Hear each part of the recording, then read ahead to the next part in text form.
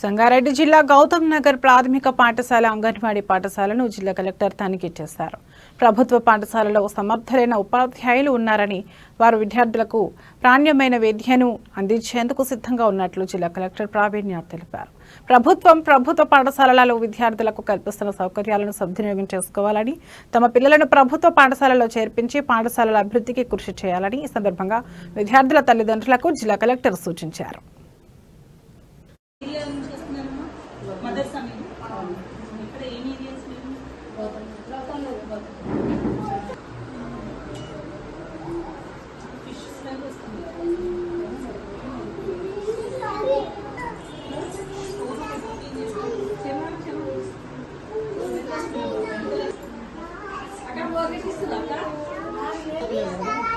చిన్న పిల్లలు పగేలో ఇన్కమ్ ఆ బ్యాగ్ కొత్త పిల్లలు